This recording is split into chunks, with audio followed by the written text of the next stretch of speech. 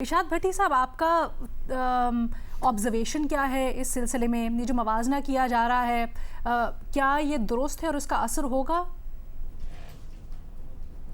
پہلی بات تو یہ میڈم شیخ کہ میری دعا ہے کہ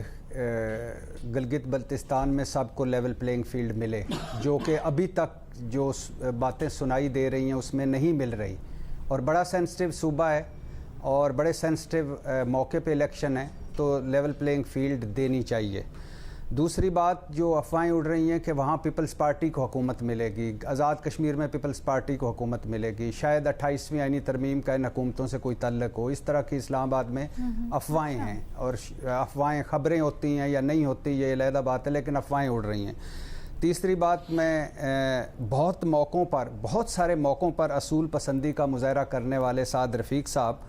مرکز کو وہ زیر بحث نہیں لائے کہ ہماری مرکز کی کارکردگی دیکھیں، اور وہ پنجاب پہ گئے ہیں، میں حیران ہوں اس بات پہ بھی۔ لیکن موازنہ، جیسے پہلے دوستوں نے بھی کہا، موازنہ بنتا نہیں ہے، مانا کہ بدترین گورننس اور پرفارمنس کے مسائل ہیں خیبر پختونخوا میں بھی اور سندھ میں بھی، لیکن موازنہ بنتا ہی نہیں ہے۔ وہاں ہاؤس آف شریف کا چوتھا بندہ وزیر اعلیٰ ہے، راجہ رنجیت سنگھ کے بعد سب سے لمبی حکمرانی ہے ہاؤس آف شریف کی پنجاب پر، اور کوئی اس خیبر پختونخوا سے خاص طور پر کوئی موازنہ نہیں بنتا۔ خیبر پختونخوا کو تو صوبوں میں لیول پلینگ فیلڈ نہیں مل رہی۔ لیکن سعد رفیق صاحب نے ادھوری بات کی میڈم شیخ، لاہور، کراچی، پشاور، میں مان لیتا ہوں لاہور بہتر ہے دونوں شہروں سے، مان لیتا ہوں، لیکن انہیں کہنا چاہیے تھا کہ لاہور یا پنجاب کی صفائی کے ساتھ ساتھ ہم نے دیکھو اپوزیشن کی صفائی ہماری دیکھیں، ہم نے کیسے صفائی سے اپوزیشن کا صفایا کر دیا، ہماری اپنے کرپشن کیسوں کی صفائی دیکھیں، آل بچاؤ، مال بچاؤ، کھال بچاؤ، سب غائب، ہماری عدلیہ صفائی دیکھیں، ہماری صحافت صفائی دیکھیں، ہماری جمہوریت سے جمہور کی صفائی دیکھیں، ہماری ووٹ کی عزت، پارلیمنٹ کی بالادستی کی صفائی دیکھیں۔ اور سعد رفیق صاحب کو اسلام آباد، پنجاب، سندھ کے 8 فروری 2024 کے انتخابات کے پہ کہنا چاہیے تھا کہ دیکھ لیں بھائی، اور سمجھداری کا مظاہرہ کرے گلگت بلتستان والوں، ہمیں ہی ووٹ دینا، ورنہ فارم 47 لانا پڑے گا اور پھر آپ کا ووٹ ضائع ہو جائے گا۔ اور سعد رفیق صاحب کو یہ بھی کہنا چاہیے تھا کہ آپ آزاد کشمیر سے سبق سیکھیں، وہاں پی ٹی آئی کی حکومت تھی، ہم نے نہیں رہنے دی، آپ اپنے حالات سے سبق سیکھیں، یا گلگت بلتستان میں پی ٹی آئی کی حکومت تھی، ہم نے نہیں رہنے دی۔ اور سعد رفیق صاحب کو یہ بھی کہنا چاہیے تھا کہ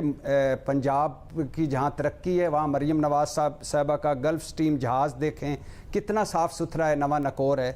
اور مریم نواز صاحبہ کے اربوں روپے کے ذاتی تشہیروں بھرے اشتہارات کتنے صاف شفاف نظر آ رہے تھے اور آ رہے ہیں الیکٹرانک میڈیا اور پرنٹ میڈیا پر۔ اور مریم نواز صاحبہ کے چارٹرڈ جہازوں پر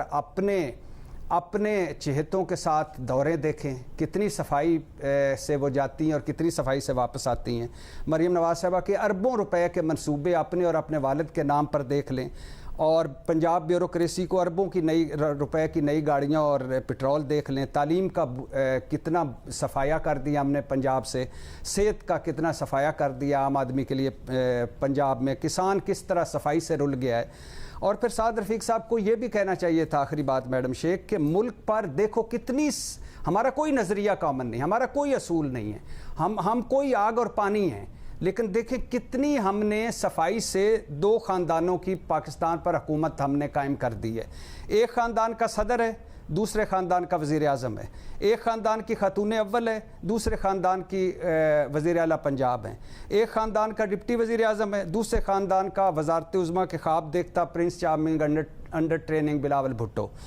اور آخری بات، سعد رفیق صاحب کو یہ بھی کہنا چاہیے تھا کہ 8ویں بار گلگت بلتستان والوں ہم پاکستان پر حکومت کر رہے ہیں، قرضے ریکارڈ ساز، غربت ریکارڈ ساز، میں بے روزگاری ریکارڈ ساز، ٹیکس ریکارڈ ساز، عوام کے پاس بنیان بھی ہم نے اتار لی، اب دھوتی میں عوام ہے، اور اب آپ نے ڈیسائیڈ کرنا ہے کہ یہ جو بنیان ہم نے آپ سے اتارنی ہے اور آپ کے ساتھ جو ہم نے کرنا ہے، کیا آپ بھی باقی ملک کی طرح جینا چاہتے ہیں تو ہمارے ساتھ آ جائیں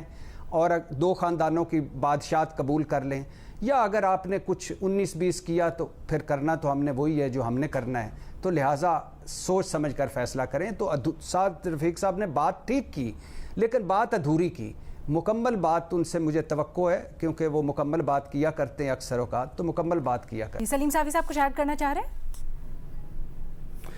نہیں دیکھیں, اس میں میں تو خود اس دلیل سے ایگری نہیں کرتا کہ اس کے نتیجے میں کشمیر پہ ہمارا کیس کمزور ہو جائے گا.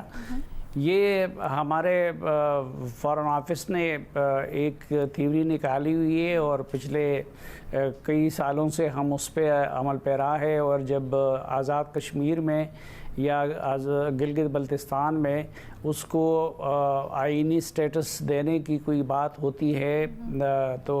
اس میں یہ دلیل دی جاتی ہے کہ اس سے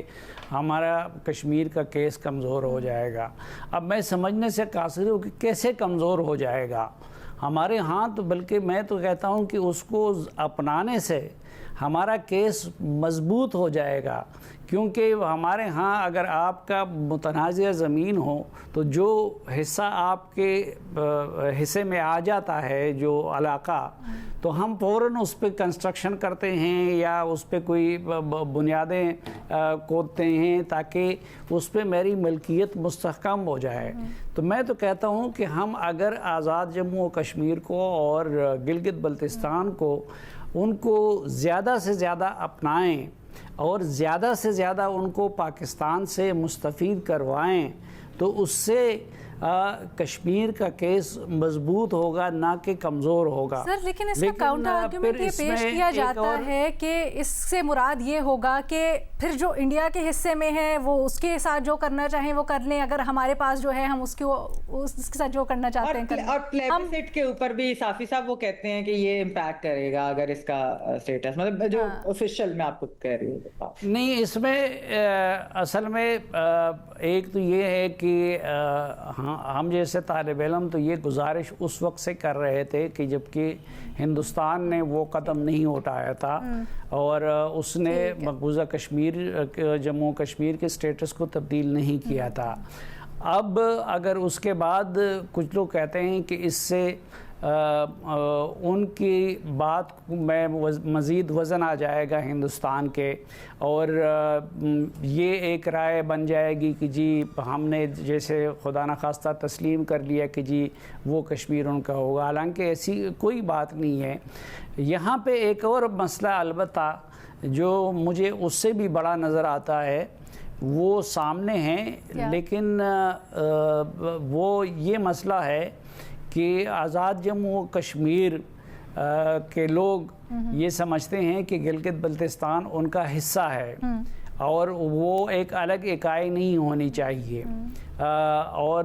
اس کو ہم آزاد جموں و کشمیر کے ساتھ ہی ہونا چاہیے. دوسری طرف گلگت بلتستان کے لوگ اپنے آپ کو ایک الگ اکائی سمجھتے ہیں, لیکن میرے خیال میں اگر اس کو ترجیح دی جائے اور وہاں کے حقیقی نمائندوں کے ساتھ بیٹھ کے بات کی جائے تو ان تمام رکاوٹوں کو دور کیا جا سکتا ہے اور اس مسئلے کا حل نکالا جا سکتا ہے. لیکن یہ ہے کہ ہم اس کو بھول چکے ہوتے ہیں, سالوں کے سالوں ہم ان دونوں علاقوں کو. اب مثلاً یہ کچھ تو انتظامی چیزیں ہیں, آپ نے بہت وزنی لفظ استعمال کیا حقیقی نمائندے. ہم ہمیشہ سے نا ایک سیکنڈ ہمیشہ سے تاثر یہ رہا ہے کہ جو وفاق میں جس کی حکومت ہوتی ہے جی بی میں بھی اسی کی حکومت بنتی ہے. لوگ کہتے ہیں ہمارا کام آسان ہو جائے گا. ہم نے 2000 میں بھی دیکھا, 2023 میں بھی پھر اس طرح سے دیکھا.